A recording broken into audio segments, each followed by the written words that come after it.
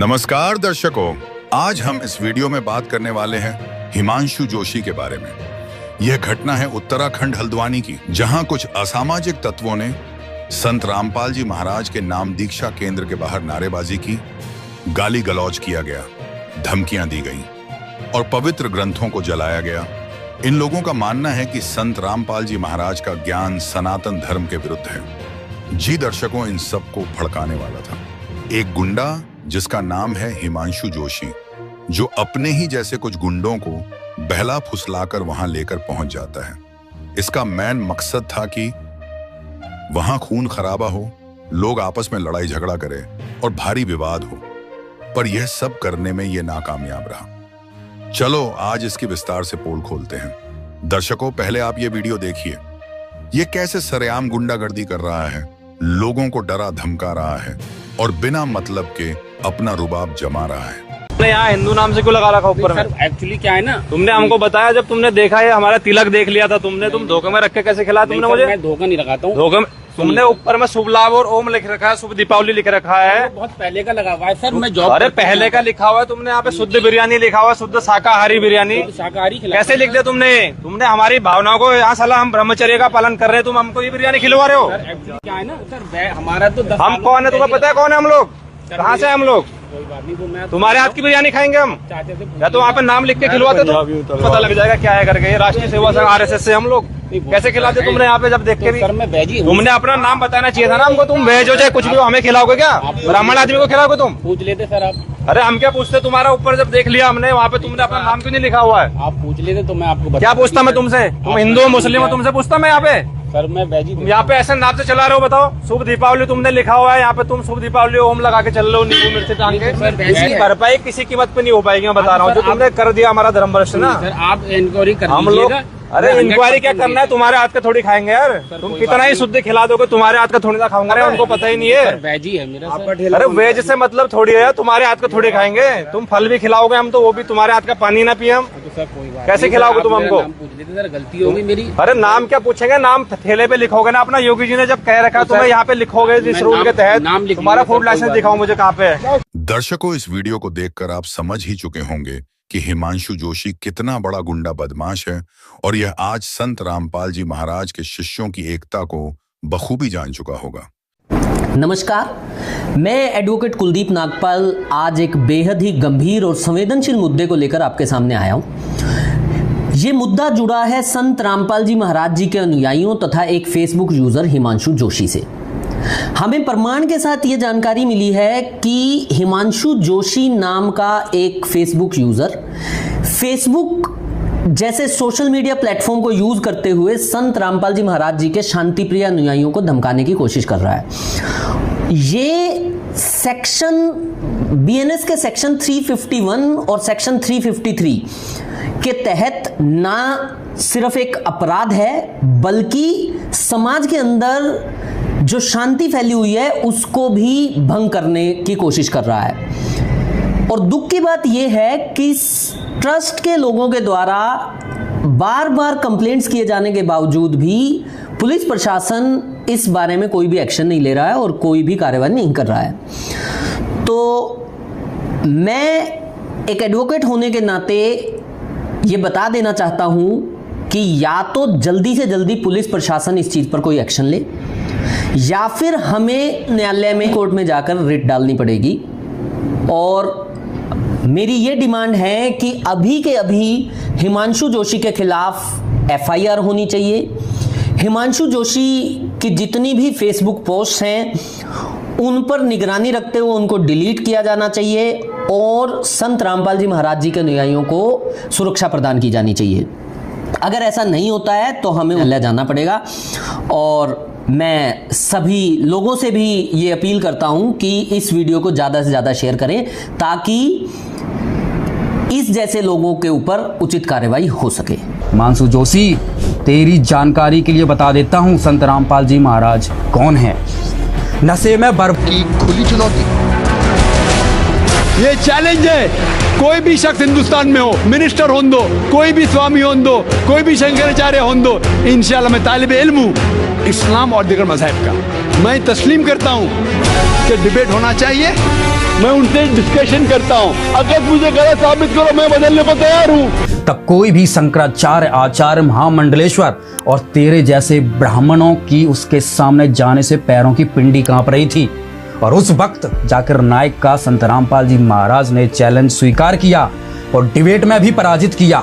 Doctor Zakir Naik के इस challenge को स्वीकार करता हूं, लेकिन अपने उस वायदे को याद रखना जिसमें कहा है कि जो मुझे झूठा सिद्ध कर देगा, गलत सिद्ध कर देगा, मैं अपने आप को बदल लूँगा। चैलेंज आपको 10 पॉइंटों पर झूठा कर दूंगा सिद्ध, और कभी भी आकर के वो आध्यात्मिक ज्ञान चर्चा कर सकते हैं। वो है हम पर हिंसा फैलाने वाले कर्मकांडी गैंग ने ज्ञान तो है नहीं, जिस कारण से ठीक से समझ ही नहीं पा रहे हैं कि संत रामपाल जी महाराज क्या बताना चाहते हैं। और ये संत रामपाल जी महाराज का ज्ञान सुनना और समझना भी नहीं चाहते हैं, क्योंकि इनको ये डर सताने लगा है कि इनकी पेट पूजा और बटुआ पूजा बंद हो रही है। अभी तक हजारों सालों से इनका पीढ़ी दर पीढ़ी धंधा चलता आ रहा है कि यजमान के घर गए, कर्मकांड किया, ओम फट सुहा करके पत्तल चाट कर सीधे नाम का आटा चावल गेहूं झोला में भरकर दक्षिणा में करारे करारे नोट लेकर निकल लेते हैं। अब समय बदल गया है, वर्तमान में यजमान सब पढ़ लिख गए हैं और संत रामपाल जी महाराज के तत्व ज्ञान की रोशनी में गीता और वेदों के ज्ञान से परिचित हो गए हैं और कर्म कांड करवाने बंद कर दिए हैं। इस वजह से इनको अब अपना भविष्य चौपट नजर आ रहा है, इसलिए संत रामपाल जी महाराज के ज्ञान का विरोध करते रहते हैं, जबकि संत रामपाल जी महाराज का ज्ञान सर्व शास्त्रों से प्रमाणित है और ये शास्त्रों से मिलाते नहीं, फिर अपने ही ढोल की पोल खुलवाते हैं। अब देखिए इस मूर्ख, अल्प बुद्धि का प्राणी, अल्पज्ञानी, पत्तल चाट, सांप्रदायिक उन्मादी, फिरका परस्त हिमांशु जोशी का ये वीडियो। गिरोह जो है, जो रामपाल के नाम से गिरोह चल रहा है, तो वो बहुत खतरनाक गिरोह है। मैं आप सभी को बताऊं वो खतरनाक क्यों है, मैं आप सभी को लगातार बता रहा हूं। एक उसकी एक किताब है, देखिए मैं आपको बैक कैमरे से इसको दिखाता हूं। अगर आप सनातनी हैं, आप हिंदू हैं, तो आपको पता होगा कि हमारा जो सनातन, अभी मैं आपको एक लाइन पढ़ाऊंगा जो इस गिरोह का पर्दाफाश करने के लिए काफी है और आपके सोचने के लिए काफी है। आप अगर पढ़ सकते हैं, इस किताब के पेज नंबर 30 में आप देखिए कि क्या लिखा हुआ है, ये आप पढ़ सकते हैं। देखिए क्या लिखा हुआ है। ये ऐसे शब्द हैं कि मैं पढ़ नहीं सकता, मैं तो चाहता था कि मैं दिखाऊं भी नहीं आप सभी को। अगर ऐसे शब्द अगर हमारे ग्रंथों में लिखे हुए हैं, जिस तरीके से ये बोलते हैं कि ये वेदों से लिए हुए हैं और हमारे ग्रंथों से लिए हुए, जब तुम लोग हमारे ग्रंथों को नहीं मानते, हमारे सनातन धर्म को नहीं मानते, तो तुम्हारे द्वारा दिए हुए फर्जी प्रमाण, फर्जी बातें और ऐसी गालियां हम कैसे स्वीकार कर सकते हैं? कौन सा हिंदू है जो ऐसे शब्द अपने देवी देवताओं के, अपने भगवानों के बारे में स्वीकार कर सकता है? इसी प्रकरण पर हिमांशु जोशी के समर्थन में एक वीडियो और बनाया गया है, ये भी देखिए, जिसके बाद फिर इसकी तसल्ली से अज्ञान की मोटी चमड़ी उधेड़ी जाएगी। अब ये देखिए ज्ञान गंगा लिखा है, ठीक है। ये पुस्तकों में क्या ज्ञान लिखा है देखिए आप, ठीक है ना। यहां पर भी यही बातें लिखी हुई है, ठीक है। देखिए, तब गायत्री ने कहा कि आप मेरे साथ करोगे तो मैं आपकी झूठी साक्षी गवाही भरूंगी। तब बर्मा ने सोचा कि पिता के दर्शन नहीं हुए, वैसे ही होगा, कोई चारा नहीं है। गायत्री से प्रतिक्रिया देखिए यहाँ पे ब्रैकेट में की, आगे देखिए। तब गायत्री ने कहा कि क्यों न एक गवाह और तैयार किया जाए। देखिए एक गवाह तो गायत्री को किया, क्या क्या क्रिया करके, इतनी गलत बातें लिखा है इसने, ठीक है। बर्मा ने कहा बहुत ही अच्छा। तब गायत्री ने शब्द शक्ति से एक लड़की पूर्णवती नाम की पैदा की तथा उसने दोनों ने कहा कि आप गवाही देना कि बर्मा ने पिता के दर्शन किया। तब पूर्णवती ने कहा कि मैं क्यों झूठी गवाही दूं? हाँ, यदि बर्मा मेरे साथ रति क्रिया, यहां ब्रैकेट में देखिए, करे तो गवाही दे सकती हूँ। देख लीजिए कितनी गंदी बात लिखा है, देख लीजिए आप, ठीक है ना। दे सकती हूँ। गायत्री ने बर्मा को समझाया, उकसाया और कोई चारा नहीं है। तब बर्मा ने पूर्णवती से देखिए किया तो तीनों मिलकर आदि माया के पास आए। दोनों देवियों ने उपरोक्त शर्त इसलिए रखी थी, बर्मा माता के सामने हमारी झूठी गवाही को बता देगा तो माता हमें साफ दे देगी, इसलिए उसे भी दोषी बना दिया। देख लीजिए कितनी कितनी गंदी बातें लिखी है, ठीक है। दुर्गा माता से ब्रह्मा को उत्पन्न बता रहे हैं, फिर गायत्री माता उनसे उत्पन्न बता रहे हैं, ठीक है। और भाई बहन होते हैं ना, कितनी गंदी गंदी बातें, ये मनगढ़ंत लिखा, कहीं पर भी ये सब बातें लिखी नहीं है, ठीक है। बाद में एक पुत्री उत्पन्न करते हैं, उसके साथ भी वही क्रिया है, देख लीजिए, इतनी गंदी बातें लिखी है इसने, ठीक है। आगे और देखिए यहाँ पे, इस काल ब्रह्म के लोक में यह बुराई प्रारंभ से ही तथा यहाँ के लोक में देवता भी बुराई से अछूते नहीं है। जैसे अब यहाँ देखिए, जैसे श्री विष्णु जी ने जालंधर राक्षस की पतिव्रता पत्नी तुलसी के साथ धोखा करके उसके साथ रति क्रिया, और यहाँ देखिए ब्रैकेट में क्या लिखा है, करके उसका पतिव्रता भंग किया। ये इतनी गंदी गंदी बातें लिखा है, देख लीजिए। हम तुलसी माता के घर में कैसे पूजा करते हैं, तुलसी विवाह करते हैं, ठीक है। और ये इतनी गंदी बातें लिखा है इन पुस्तकों में। दर्शकों, पवित्र पुस्तक ज्ञान गंगा में जो प्रकरण आपने पढ़ा और वीडियो में देखा, इसमें इस कर्मकांडी गैंग ने 4 बिंदुओं पर आपत्ति जताई और अपनी औकात दिखाकर उत्तराखंड के हल्द्वानी में संत रामपाल जी महाराज के नाम दीक्षा केंद्र के बाहर जाकर ताली पीट पीट कर मुजरा किया। तो हिमांशु जोशी जी, ज्ञान गंगा पढ़कर इतना उछल कूद करने की कहाँ जरूरत थी? आपके घर पर तो सारे ग्रंथ होंगे ही, क्योंकि आप तो हिंदू धर्म के ठेकेदार हैं, इनको ही पढ़ लेते, लेकिन आपने वो पढ़ा नहीं। चलो, उसमें आपकी भी कोई गलती नहीं, क्योंकि कर्मकांडी गैंग के वंशज हैं जो आप। सदग्रंथों का ज्ञान तो आपके पूर्वजों को भी नहीं था। चलो कोई बात नहीं, अब हम आपको यही पढ़ पढ़ कर दिखा देते हैं जोशी जी, जिससे तुम्हारा ये महिमा पाने का जोश थोड़ा ठंडा हो जाएगा। दर्शकों, इन्होंने संत रामपाल जी महाराज की ज्ञान गंगा से 4 सवाल उठाए। गायत्री के साथ ब्रह्मा जी ने संभोग किया, पुहुपवती के साथ भी ब्रह्मा जी ने संभोग किया, ब्रह्मा जी को संभोग करके बताया है, और विष्णु जी ने तुलसी के साथ संभोग किया, शिव जी ने मोहिनी रूप देखकर वीरपात कर दिया।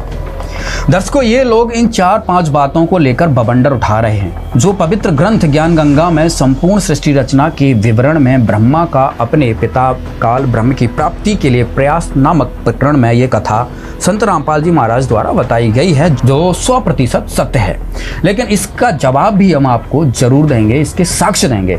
दर्शकों, इसमें जो प्रमाण दिया गया है, जिस गायत्री और पुहुपवती का वर्णन है, ये प्रकरण कबीर सागर से लिया गया है। तो पहली बात तो यह है कि ब्रह्मा जी ने जिस गायत्री के साथ संभोग किया, वो ये गायत्री नहीं है जिसके ऊपर ये मूर्ख लोग ऑब्जेक्शन कर रहे हैं। वो गायत्री अलग है, जिसको हिंदू समाज नाश करता है, जिसको हिंदू समाज मानता है, माता देवी मानता है। यहाँ उसके बारे में नहीं कहा गया है। इससे स्पष्ट है कि ब्रह्मा जी ने जिस गायत्री के साथ संभोग किया, उस गायत्री को तो दुर्गा ने श्राप दे दिया था कि तूने झूठ बोला है, तू मृत्यु लोक में गाय बनेगी, तेरे कई सांड पति होंगे। उस गायत्री की कहानी वहीं समाप्त हुई। दूसरी बात, पुहुपवती का जो विवरण है, उसमें पुहुपवती को भी झूठ बोलने की सजा मिली। उसी तरह दुर्गा जी ने पुहुपवती को श्राप दिया कि तू ऐसी जड़ी बूटी बनेगी जो गंदे स्थान पर जन्म लेगी। वो उस तरह बन गई। इसके साथ पुहुपवती की भी कहानी समाप्त हुई। दर्शकों, यह प्रकरण संत रामपाल जी महाराज ने विस्तार पूर्वक ज्ञान गंगा पुस्तक में समझाया है। यदि इन कर्मकांडी गैंग ने ये प्रकरण सही से पढ़ा और समझा होता तो ये बकवाद नहीं करते।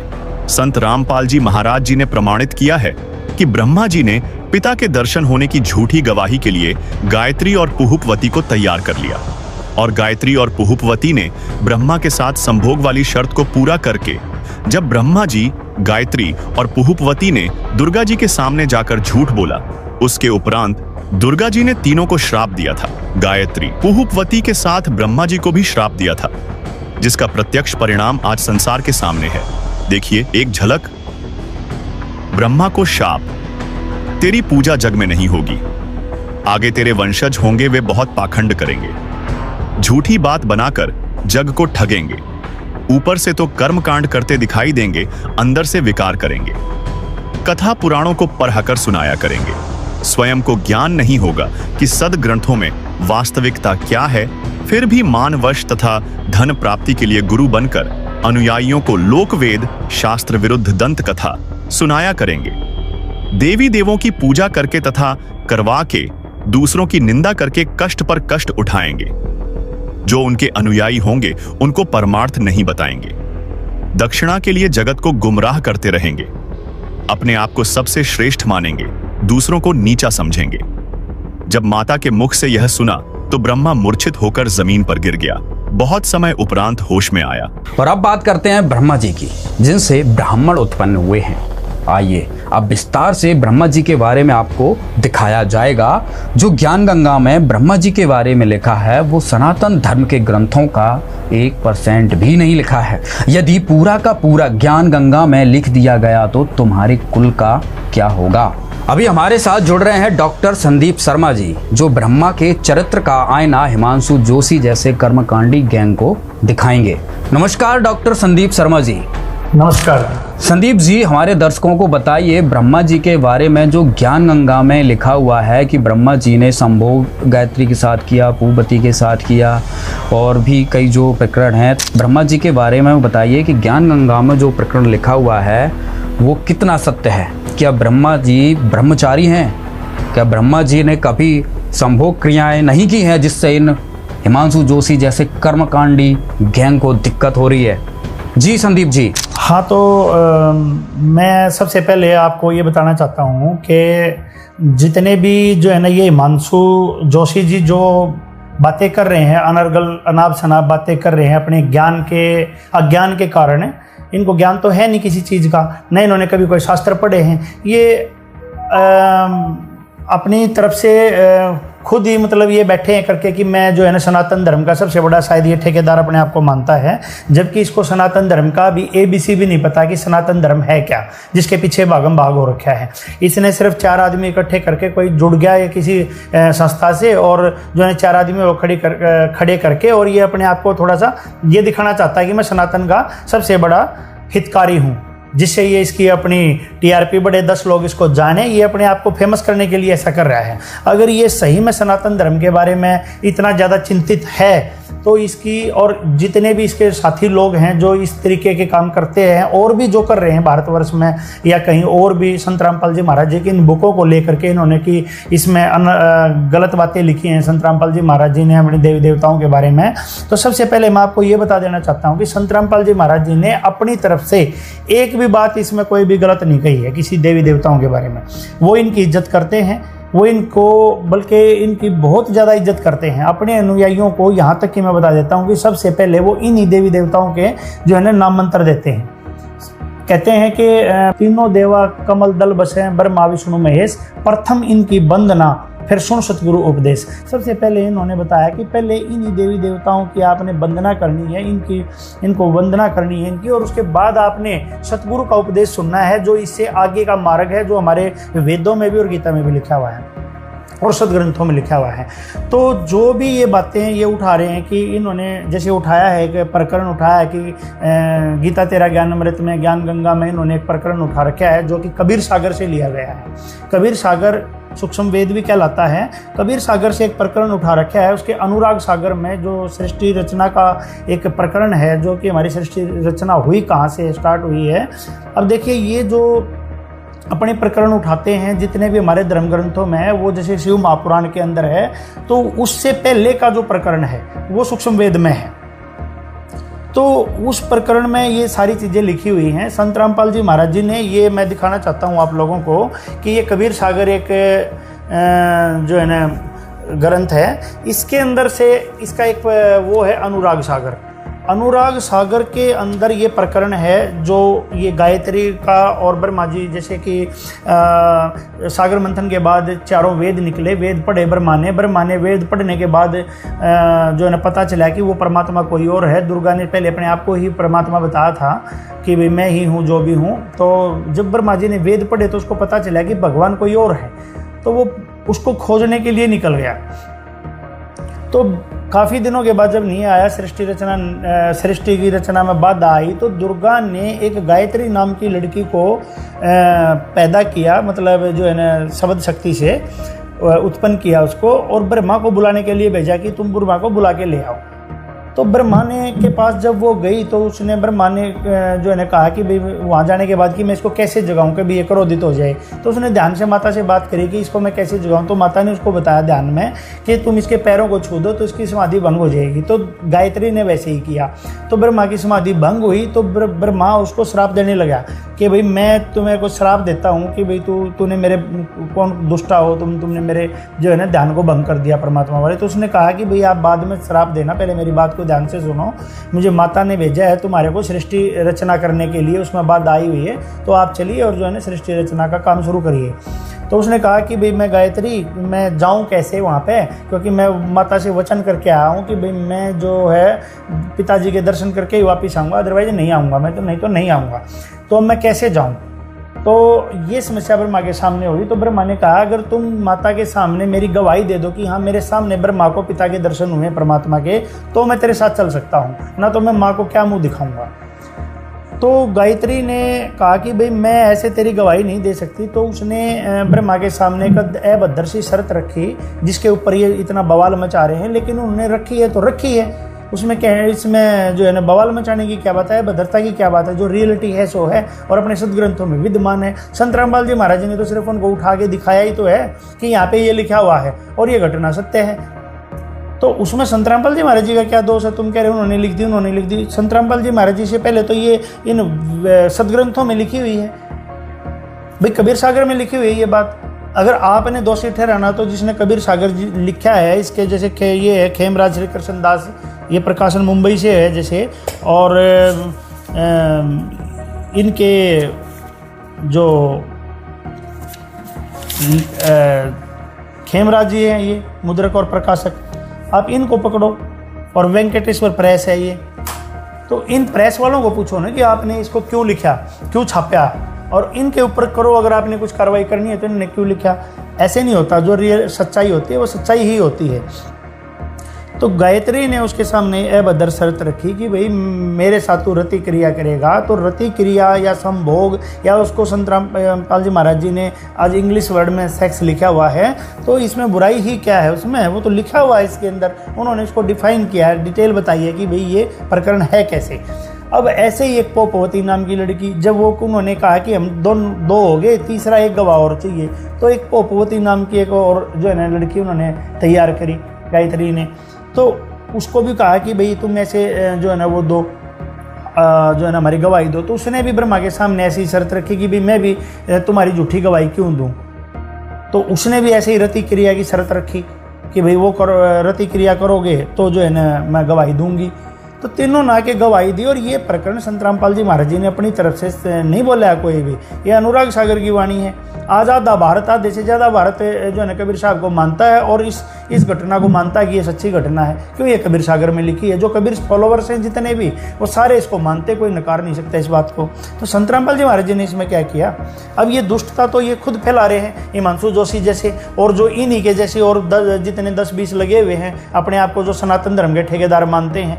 अरे दुष्टता तो ये कर रहे हैं कि ऐसी चीज़ों को ये डिफाइन कर रहे हैं। अब ब्रह्मा की बात ले लो, चलो ये तो कबीर सागर की है, ये भी कह सकते हैं भाई हम सूक्ष्म वेद बताते हैं, हम नहीं मानते। कई लोग बोलते हैं भाई हम नहीं मानते सूक्ष्म वेद, हम तो 4 वेद और 18 पुराणों को मानते हैं। तो पुराणों में ले लीजिए ब्रह्मा की बातें, और ब्रह्मा की बात को तो पूरा संसार समाज जानता है इनको कि उनका कैसा कैरेक्टर रहा है, पूरे पुराण भरे पड़े हैं। और उसके बावजूद भी ये सारी कुछ, अगर ये सनातनी होता तो ये सब कुछ जानता और ये बोलता नहीं वहाँ खड़ा हो गया ऐसी बातें। ये नहीं बोलता ऐसे कि भाई मतलब ये लिख दिया संत रामपाल जी महाराज ने, इसने बेवकूफ़ ने यही नहीं पता कि ये सब कुछ पुराणों में लिखा हुआ है। तो कहेगा सनातनी तू भाई है? कौन सा सनातनी होने का दावा कर रहा है तू? और किन पुराणों की बात कर रहा है तू, किन ग्रंथों की बात कर रहा है? तुझे उनका एक अक्षर भी नहीं पता और खड़ा हो गया तू जाके चुराए गए बीच में कि इनका बंद करो, आश्रम ये करो। शर्म आनी चाहिए तेरे को थोड़ी बहुत। ब्रह्मा के कैरेक्टरों को अभी दिखाएंगे तुम्हारे को पुराणों में कि क्या क्या बोल रखा है उसमें, ठीक है। और फिर तुम बताना, तुम आग लगाना वहाँ गीता प्रेस गोरखपुर में जाना, तुम उनको बोलना कि तुम बंद करवाओ इसको, लेके जाना, तेरे में दम है तो वहाँ पे गीता प्रेस को बंद करवा दूँ। जब मानता हूँ तेरे को, तू सनातन का कितना बड़ा ठेकेदार है, कितना बड़ा तू सनातन को मानने वाला है। ये हैं सारी की सारी बुकें, ये देखो, ये गीता प्रेस गोरखपुर से प्रकाशित है ये, ठीक है, ये गीता प्रेस से है। ये देखो इनके अंदर लिखी हुई है ये सारी चीज़ें, और तुम बताना जा करके उनको बंद करवा अगर तेरे में दम है तो इसको गीता प्रेस को, और इसके जो लेखक हैं उसको उसके ऊपर कर तू कार्रवाई, तुम में है तो दम। ये देखो सुख सागर, ये पूरी गीता प्रेस से प्रकाशित है। इसी बुक के अंदर लिखा है। शर्म आनी चाहिए तेरे को अपने सदग्रंथों को, या तो तूने पढ़ा नहीं, या तू बेवकूफ़ ज़्यादा है, या तू शाना ज़्यादा बन रहा है अपने आप को, है धर्म का नाम लेके तू सनातन का और इन ग्रंथों का जो है ना ये बता करके कि संत रामपाल जी महाराज जी ने ऐसा बोला है। या तो यूँ मानता है कि भाई संत रामपाल जी महाराज जी का बड़ा अच्छा वो चल रहा है आज के टाइम में, तू इनके बीच में ऐसी बातें बोल और तू चमक जाएगा। अपने चमकने के लिए तू ऐसे बीच में आ करके बात कर रहा है? अरे तेरे अंदर जरा सी भी अकल हो, तेरे और दूसरे जो भाई हैं उनमें अकल हो, तो तू देखे कि भाई ये बात तो इनमें लिखी हुई है। अब पढ़ के सुनाते हैं तुम्हारे को ब्रह्मा जी का कैरेक्टर। वैसे तो हमें बड़ी शर्म आ रही है इन बातों को डिफाइन करने, ये डिफाइन करने की नहीं होती, ये खुद पढ़ने की होती हैं। पर तुम्हारे जैसे और भी बहुत हैं जो इनको तो पढ़ते नहीं, सीधा उनकी ज्ञान गंगा को, गीता तेरा ज्ञान अमृत है और जो है इनकी जीने की राह पुस्तकों को ले लेके तीसरे दिन थाने में जाते हैं। अरे तुम थाने में जाने से पहले ये तो देख लो कि तुम इनमें लिखी हुई बातें ये कह रहे हैं कि ग्रंथ कह रहे हैं। हर रोज इनको फिट्टे मुंह होना पड़ता है, फिर कोर्टों में जाओ। अरे तुम तो या थाने में जाओ तो कोर्टों में जा करके ये बुकें वापिस आ लेगी, हाँ भाई इनकी कोई गलती नहीं है। तो तुम कम से कम ये तो देखो कि तुम ये है क्या चीज़, ये क्या रहे हैं। उनकी सुनते हैं नहीं, सीधे कोर्ट में भाग लो, कुछ कर लो। अब देखो सुनो ये ब्रह्मा जी की कैसी कैसी बातें हैं बोल रखी हैं, ये देख लो। ये है श्रीमद् भागवत सुधा सागर और इसके पृष्ठ पे दिखाते हैं अभी आपको लिखे कि क्या क्या बातें हैं। ये कबीर सागर है जिसके अंदर लिखी हुई है, ये पूरे फ्लैग लगे हुए हैं भाई। इसको छोड़ो आप, संत रामपाल जी महाराज जी ने जो बात जिस भी किताब में लिख दी ना, वो खुद एक ऑथेंटिक सबूत है। उसको लिखने के बाद आप लोगों को इतने लोगों ने बोल लिया है, ये सोच लेना चाहिए कि जो इन्होंने लिख दिया वो सबूत के बगैर नहीं होगी वो चीज़, तो तुमने खुद उसको ऑथेंटिक ही मान लेना चाहिए। और नहीं मानोगे, ऐसे आओगे निकल के, तो फिर फिट्टे मुँह होके ही जाना पड़ेगा। क्योंकि तुम ये देख लो तुम किसकी किताबों को उठा रहे हो और किसकी किताबों को उठाकर और तुम ये सोच रहे हो कि भाई हम इसको गलत साबित कर दें। आज के बाद भी कोई भी किताब और भी कुछ भी करने से पहले 100 बार सोच के उठाना, ना तो फिट्टे मुँह होके ही जाना पड़ेगा तुम्हारे को। शर्म आती है तुम्हारे जैसे हैं सनातनियों पे। सनातनी तो हम हैं, तुम सनातनी हो, तुम्हें एक भी अक्षर नहीं पता अपने सदग्रंथों का। सुनो अब ये क्या कह रहे हैं। ये वही है श्रीमद् भागवत सुधा सागर और इसके 3 स्कंद के अंदर है और पृष्ठ अध्याय नंबर 12 के अंदर ये लिखा है। इसमें लिखा है कि विदुर जी भगवान ब्रह्मा की कन्या सरस्वती, ये देखो क्या कह रहे हैं विदुर जी को कि भगवान ब्रह्मा की कन्या सरस्वती, ये ब्रह्मा की लड़की है, कन्या है, सरस्वती उसका नाम है, बड़ी ही सुकुमारी और मनोहर थी। हमने सुना है एक बार उसे देखकर ब्रह्मा जी काम मोहित हो गए थे। यद्यपि वह स्वयं वासनाहीन थी, वो वासनाहीन थी स्वयं, सरस्वती नहीं चाह रही थी, लेकिन ये ब्रह्मा जी ही जो है ना काम मोहित हो रखे थे। उन्हें ऐसा अधर्म में संकल्प करते देख उनके पुत्र मरीचि आदि ऋषियों ने उन्हें विश्वासपूर्वक समझाया, पिताजी आप समर्थ हैं, फिर भी अपने मन में उत्पन्न हुए काम के वेग को न रोककर पुत्री गमन जैसा दुष्तर पाप करने का संकल्प कर रहे हैं आप। ऐसा तो आपसे पहले किसी भी ब्रह्मा ने नहीं किया और न आगे ही कोई करेगा। जगत गुरु लिखा है इन्होंने। जगत गुरु आप जैसे तेजस्वी पुरुषों को भी ऐसा काम शोभा नहीं देता, क्योंकि आप लोगों के आचरणों का अनुसरण करने से ही तो संसार का कल्याण होता है।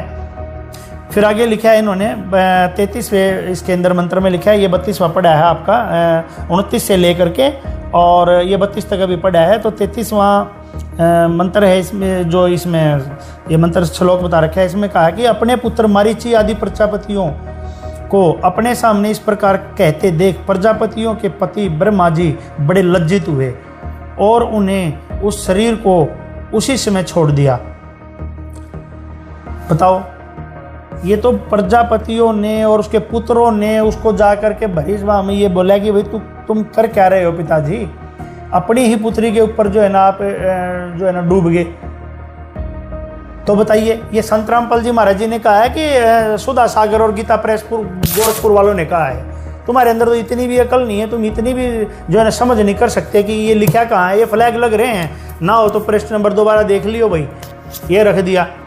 अब और दिखाते हैं आपको कितने दिखाऊंगा मैं यहाँ पे, मेरे पास तो इतने रखे हैं यहाँ पे कि तुम सुनते सुनते मेरे को भी शर्म इतनी आने लग रही है और तुम भी जो है ना वो मानोगे कि भाई ये क्या चीज़ होगी। अपने कोई भी संत रामपाल जी महाराज जी की चीज़ें उठाने से पहले 100 बार सोचा करो, क्योंकि उनकी कोई भी बात बगैर प्रूफ नहीं होती। और समाज में ऐसी दुष्टता फैलाने की जरूरत नहीं है और अपने आप को चमकाने की, इससे नहीं चमकता, इससे दुष्टता जाहिर होती है आप लोगों की। ये देखिए, और शिव महापुराण है, प्रथम खंड है और गीता प्रेस गोरखपुर से प्रकाशित है। ये देख लीजिए सारी चीज़ें, कभी सोचे भाई कोई जिल्द लगा दी, अपने यहाँ ला करके देख लेना। गीता प्रेस गोरखपुर से है ये सारा का सारा। अब इसी के इसमें भी आप देखिए, ये रुद्र संहिता है सती खंड के अंदर, और इसके अंदर है ये 28वें से लेकर के चले हैं। 27वां मंत्र है रुद्र संहिता सती खंड शिव महापुराण। इसके पृष्ठ नंबर 320 से शुरू है ये। इसमें लिखा है कि हे मुने। अब सबसे पहले हम आपको ये बताते हैं, कितनी भी शर्म की बात है इसमें कि आप ये देखिए, जैसे ही इसका ये प्रकरण शुरू होता है, शिव का सती के साथ विवाह, और विवाह के समय शंभु की माया से ब्रह्मा का मोहित होना और विष्णु द्वारा शिव तत्व का निरूपण। इसमें लिखा है कि ब्रह्मा जी बोले, स्टार्टिंग ये ब्रह्मा जी बोले, किसको बोले? हे नारद, अपने पुत्र नारद से, एक पिता अपने पुत्र से ऐसी घटिया बातें कर रहे हैं, आप सुनिए। या तो अब ये लिखने वाले गलत हैं या ये छापने वाले गलत हैं। इनको पकड़, अगर सच में सनातनी है तो, या तेरी टीम सनातनी है तो इनसे पूछ जा करके ये सवाल जो आज खड़े हो गए संत रामपाल जी महाराज जी की बोल रहे, मेरे वो तो दिखा रहे होंगे, मंत्र देते हैं खुद अपने शिष्यों को। शर्म तो आनी चाहिए तुम्हारे जैसे लोगों को। देखो क्या कह रखे, ब्रह्मा जी बोले हे नारद, अपने बेटे नारद से क्या कह रहे हैं? मुनि था वो नारद मुनि। क्या है कि अगले पृष्ठ पे 320 पे है कि हे मुने, जिस समय सती अग्नि की प्रदक्षिणा कर रही थी। अब ये एक टॉपिक है कि जिस टाइम पे दक्ष की पुत्री उमा की शादी हो रही थी शिव भगवान से, उस विवाह के अंदर ये ब्रह्मा भी वहाँ गए हुए थे, ब्रह्मा जी भी, और वहाँ पे उनके वो एक किस्म से फेरे करवा रहे थे। वहाँ पे वो पुरोहित पंडित वाला रोल अदा कर रहे थे उसके अंदर। तो अपने छोटे भाई, ब्रह्मा के छोटे भाई हैं शिव सबसे छोटे, और इसने अपने से छोटे भाई की पत्नी के ऊपर कैसी नज़र डाल ली और किस टाइम डाल ली? जब इनका विवाह होने लग रहा था, विवाह मंडप में ही डाल ली। अब ये संत रामपाल जी महाराज जी नहीं कह रहे, अब ये कह रहे हैं, कभी कहीं संत रामपाल जी महाराज जी के शिष्य आगे ये कह रहे हैं। ये देख लो पहले, इससे पहले कह कौन रहा है? ये गीता प्रेस गोरखपुर से प्रकाशित वाली बुक का शिव महापुराण ये कह रहा है ये बातें। हम वो आपको पढ़ के सुना रहे हैं, और ये भी क्यों सुना रहे हैं? क्योंकि तूने पढ़ी नहीं कभी, इसलिए हमारी मजबूरी होगी ये तुम्हें पढ़ाना। ना तो तुम अगर सही होते तो अपनी पढ़ के जब बात करते आके, लेकिन अब हमें पढ़ानी पड़ रही है। सुनो इसमें क्या लिखा है। इसमें लिखा है हे मुने, जिस समय सती अग्नि की प्रदक्षिणा कर रही थी, यानी कि अग्नि के चारों ओर चक्कर लगा रही थी, अपनी उस वाले प्रदक्षिणा कर रही थी, उस समय उनके दोनों चरण, दोनों पैर वस्त्र से बाहर आए हुए थे। जब वो खड़ी होकर चक्कर लगा रही थी तो उसका पैर जो है ना दिखने लग रहे थे कुल मिला के। मैंने उन्हें देख लिया। ब्रह्मा जी का ध्यान उनके पैरों पे जाके पड़ा। हे द्विज श्रेष्ठ, शिवजी की माया से मोहित हुआ मैं काम से व्यापक चित्त वाला होकर सती के दूसरे अंगों को देखने लगा। अब ब्रह्मा जी बता रहे हैं अपने पुत्र नारद को, देखो बाप बेटे की कैसी बातें चल रही हैं, कितने बढ़िया बाप बेटे की बातें चल रही हैं, ध्यान से सुनो तुम भी हैं। ये कह रहे हैं कि बेटा नारद, हे द्विज श्रेष्ठ, मैं काम से व्यापक चित्त वाला होकर सती के दूसरे अंगों को देखने लगा। मैं जैसे जैसे सती के अंगों को उत्सुकता पूर्वक देख रहा था, वैसे वैसे प्रसन्न हो कामार्थ हो रहा था। मेरे को काम वासना ने ज़्यादा, मैं हर्षित हो रहा था, खुश हो रहा था, और काम वासना मुझे ज़्यादा सता रही थी। हे मुनि नारद मुनि, इस प्रकार पतिव्रता दक्ष पुत्री को देखकर कामाविष्ट मन वाला मैं उनके मुख को देखने का इच्छुक हो गया। अब मेरे मन में उसके मुंह को देखने की और इच्छा हुई कि मैं उसके मुंह को भी देखूं। पैरों को देख लिया, मुंह को देखने की इसकी इच्छा होगी, किंतु शिवजी के सामने लज्जा के कारण मैं प्रत्यक्ष सती का मुंह नहीं देख सका, क्योंकि वहाँ शिव भगवान भी खड़े थे। शिव भगवान भी वहीं खड़े थे, क्योंकि उनकी शादी हो रही थी, मंडप में खड़े थे। कह रहा है वो सामने खड़ा था छोटा भाई शिवजी भगवान, तो मैं इसलिए देख नहीं सका मुँह। और वे भी लज्जा से युक्त होने के कारण अपना मुंह प्रकट नहीं कर रही थी, वो उसने भी अपना मुंह ढका हुआ था। तब सती का मुंह देखने के लिए एक अत्यंत सुंदर उपाय सोचते हुए काम पीड़ित मैंने अग्नि में बहुत सी गीली लकड़ी डालकर घोर धुआं उत्पन्न कर दिया और उस धूमय युक्त अग्नि में धूम युक्त और धूमय युक्त जो है ना अग्नि में मैंने घृत की थोड़ी थोड़ी आहुति देने लगी, उसमें घी और डाल दिया। लकड़ी गिल्ली, उसमें धुआं उठा और घी डाल दिया और धुआं उठ गया। तब गिल्ली लकड़ी के संयोग से चारों दिशाओं में घोर धुआं फैल गया। इस प्रकार धुआं अधिक होने के फलस्वरूप वेदी के चारों ओर अंधकार ही अंधकार हो गया। अब अनेक प्रकार की लीला करने वाले प्रभु महेश्वर के नेत्र भी धूम से व्याकुल हो उठे, यानी कि उनके जो आंखें थी शिव भगवान की वो धुएं के कारण अंदर घुस गई, तो उन्होंने भी अपने आंखों के आगे ऐसे हाथ डाल लिया, धूम से व्याकुल उठे और उन्होंने दोनों हाथों से अपने नेत्रों को बंद कर लिया। तत्पश्चात उसके बाद काम से पीड़ित मैंने प्रसन्न मन से वस्त्र हटाकर सती के मुंह को देख लिया। वो धुएं का सहारा लेकर शिव जी ने आंखें बंद कर ली और ब्रह्मा ने जाके अपने छोटे भाई की पत्नी का विवाह मंडप में ही उठा के मुंह देख लिया। ठीक है, अब देख लेना भाई कौन है अश्लील चीजें और अश्लील बातें कौन कर रहा है। रामपाल जी लिख रहे हैं, महाराज जी लिख रहे हैं, या ये कोई ब्रह्मा जी कर रहे हैं, या ये छापने वाले कर रहे हैं। तुम देख लियो, निर्णय कर लियो और भी देख लियो वह देखने वाले। हे पुत्र, अपने पुत्र को फिर कह रहे हैं ब्रह्मा जी, हे पुत्र, मैं सती के मुख को बार बार देखने लगा। इस प्रकार अवश होकर मैं इंद्रिय विकार से युक्त हो गया, अपने को असंयमित देख संकुचित हो रहा था मैं। और ये ब्रह्मा जी कह रहे हैं कि मैं असंयमित हो रहा था, मैं आश्चर्य से चकित होकर मौन हो गया। भगवान शिव अपनी दिव्य दृष्टि से इसे जानकर क्रोधित होकर कहने लगे। अब भगवान शिव ने इसको जान लिया कि इसने ब्रह्मा के मन में क्या चल रहा है, और उसके ऊपर वो क्रोधित होने लगे। रुद्र बोले, यानी कि शिव भगवान बोले ब्रह्मा को कि हे पाप, बताओ। अब आप कह रहे हो ये संत रामपाल जी महाराज जी इनकी बिला ऐसे कहते हैं वैसे कहते हैं, ये तो फिर भी नहीं कहते, लेकिन ये देख लो ये क्या कहने लग रहे हैं। ये ब्रह्मा जी को कह रहे हैं, हे पाप, हे पाप आत्मा, आपने ऐसा कुत्सित कर्म क्यों किया जो कि विवाह में राग पूर्वक मेरी स्त्री का मुंह देखा।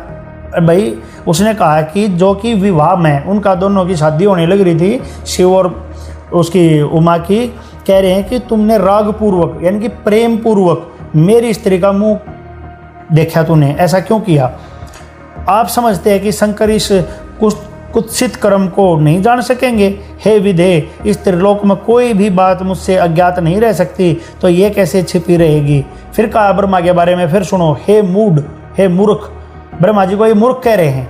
अब ये कौन कह रहे हैं, ये गीता प्रेस वाले ने छापी है और ये शिव पुराण के अंदर लिखी है। अब कौन कह रहा है, रामपाल जी महाराज जी, संत रामपाल जी महाराज जी कह रहे हैं, या कौन कह रहे हैं, असली सनातनी है तो इस बात को नोट कर और एक्शन लेके दिखा हमारे को, तो सही सनातनी है तो ठीक है। इसमें लिखा है, हे मूर्ख, जिस प्रकार तिल के सभी अवयवों में तेल रहता है, उसी प्रकार तीनों लोकों में जो कुछ भी स्थावर जंगम पदार्थ है उनमें मैं रहता हूँ।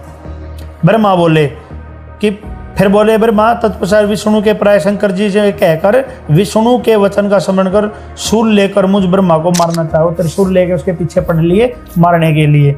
अब इसके बीच में ज़्यादा लंबा है प्रकरण, आप लोग पढ़ सकते हो इसमें, तो आगे चल करके इसमें 45 पे लिखा है इसमें कि ब्रह्मा ने कामना युक्त होकर सती को क्यों देखा, इतने अत्यंत गृहित कर्म किया। ये गृहित मतलब घटिया कर्म किया, इसलिए अपराधी ब्रह्मा का वध मैं अवश्य करूंगा। ये शिव भगवान बोल रहे हैं कि मैं इसको मारूंगा जरूर। अब ये पूरा का पूरा विवरण है, आप लोग पढ़ सकते हो, ज़्यादा लंबा हो जाएगा। इसमें आखिरी में फिर 57 में फिर लिखा है कि ब्रह्मा बोले, हे नारद, विष्णु के द्वारा की गई इस प्रार्थना को सुनकर दृढ़ व्रत शंकर जी सभी लोगों को सुनाते हुए भगवान विष्णु से इस प्रकार कहने लगे। विष्णु से कहने लगे शिव जी, महेश बोले, हे देवादेव रमेश, हे वैष्णो, हे मेरे प्राण प्रिय तात, मैंने बड़े भाई, मुझको इसका वध करने के लिए मत रोके, क्योंकि यह दुष्ट है। ब्रह्मा जी को ये दुष्ट भी बता रहे हैं, कई पाप आत्मा बता रहे हैं। और अभी ये देख लो तुम, महाराज जी ने तो कहते हैं प्रथम इनकी वंदना, पहले इन देवी देवताओं की वंदना करो, सभी अपनी संगत वालों को प्रथम मंत्र में ये उनके नाम देते हैं, ब्रह्मा विष्णु महेश दुर्गा के।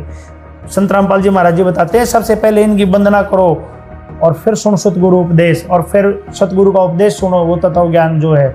और तुम कह रहे हो कि इनकी बेइज्जती करते हैं, अश्लील बातें लिखते हैं, तुम्हारे को जो है ना क्रोध आ रहा है इस बात को देख के। क्रोध अब इस पे दिखाना, इन पे दिखाना करके तुम ये इतने सालों से चलने लग रही गीता प्रेस गोरखपुर। जब से ना तुम्हारे को ये क्रोध आया, जब से ना तुमने कभी ये पढ़े, तुम्हारे कभी पंडितों ने नहीं पढ़ाए तुम्हारे को ये सारी की सारी चीजें कि क्या लिखी हुई हैं। जब क्रोध नहीं आया तुम्हारे को, ये तुमने काल उठा रहा है तुम्हारे को, दुष्ट आत्मा तुम खुद होने लग रहे हो दुष्ट। अब ऐसे लोगों का साथ देकर ऐसे पवित्र काम को तुम रुकवा के क्या चाहते हो कि तुम जो है ना अच्छा काम कर रहे हो, और तुम देख लेना ये करके ये रुकने वाला नहीं है ऐसे जैसे तुम सोच रहे हो। आगे पढ़ना क्या लिखा है इसके अंदर। मुझको इसका वध करने से मत रोके क्योंकि यह दुष्ट है। ब्रह्मा जी के बारे में आपकी पूर्व प्रार्थना को मैंने अगले पेज पे है ये 394 पे 394 पे है इसमें कि आपकी पूर्व प्रार्थना को जिसे मैंने स्वीकार किया था उसे पूर्ण कहूंगा। इस महापापी, ब्रह्मा जी को कह रहे हैं, ये महापापी तथा दुष्ट चतुर्मुख ब्रह्मा का वध मैं अवश्य करूंगा। इससे आगे है कि मैं अपनी की गई प्रतिज्ञा को पूरा करते हुए इस ब्रह्मा का वध करके अन्य सृष्टिकर्ता को उत्पन्न कर लूंगा। अतः हे लक्ष्मीपते, इसका वध करने से मुझे मत रोकिए।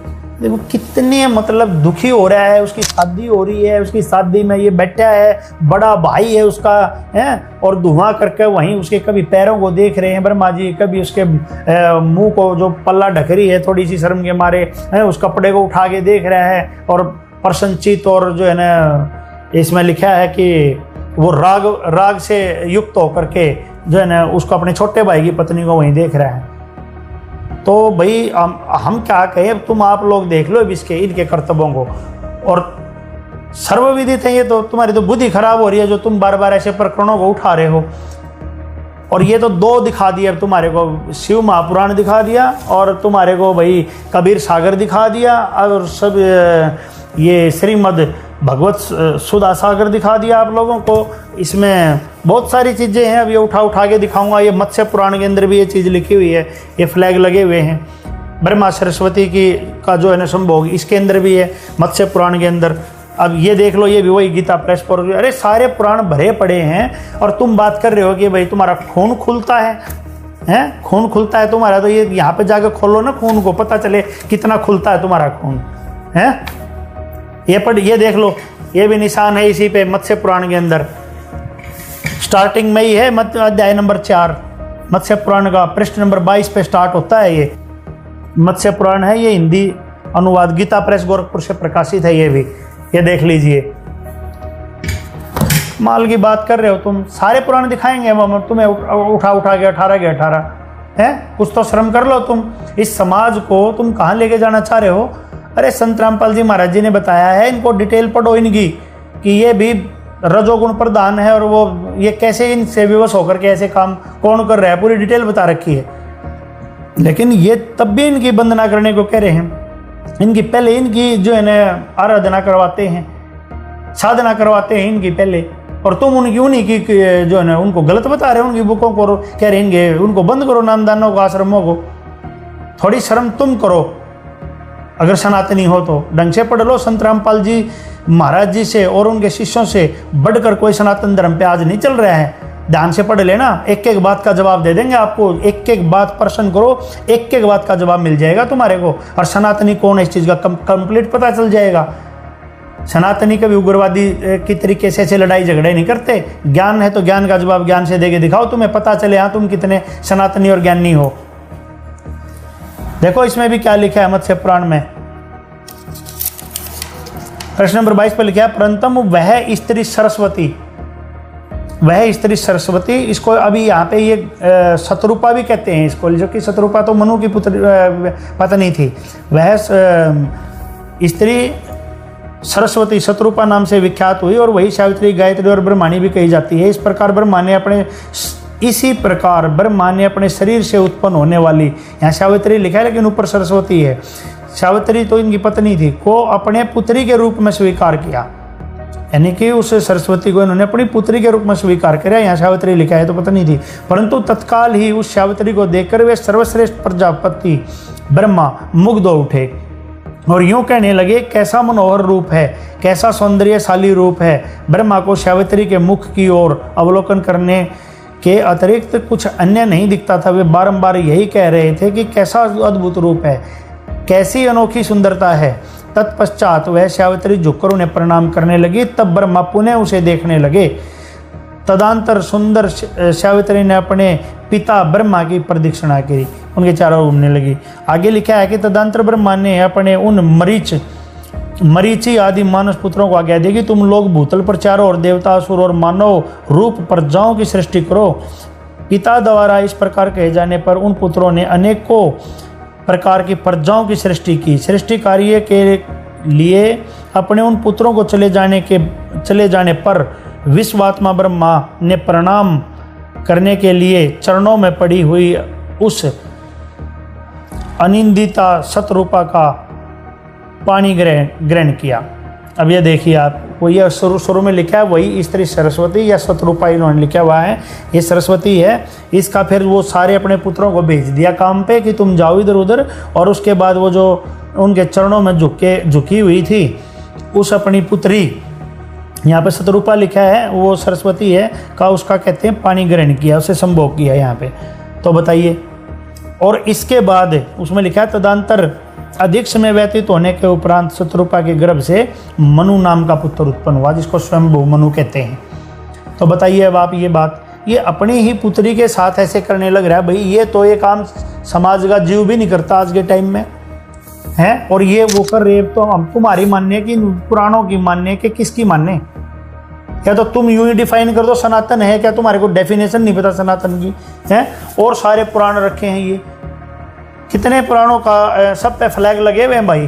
कोई भी पुराण और कोई भी ग्रंथ उठा करके सामने आकर के बात कर लेना, और सबसे पहले निवेदन है उठने से पहले अपने इन ग्रंथों को जो संत रामपाल जी महाराज जी ने डिफाइन कर रखा है ना, अपनी खोल के पुस्तकें पढ़ो, थोड़ा सा जोर लगाओ, गली में निकल के हवा में 10 आदमी इकट्ठे करके घूमने को, उपद्रव करने को सनातनी नहीं कहते। सनातनी वो होता है जो सबसे पहले परमात्मा ने जो पूजा स्टार्ट करी थी उसको करता है।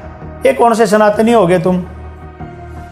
सनातन धर्म वालों को भी जो है ना बदनाम करने लग रहे तुम। दर्शकों, इस वीडियो को ज्यादा से ज्यादा शेयर करें ताकि इसके ऊपर जल्दी से जल्दी कार्यवाही हो। मिलते हैं किसी एक और नए वीडियो में। धन्यवाद।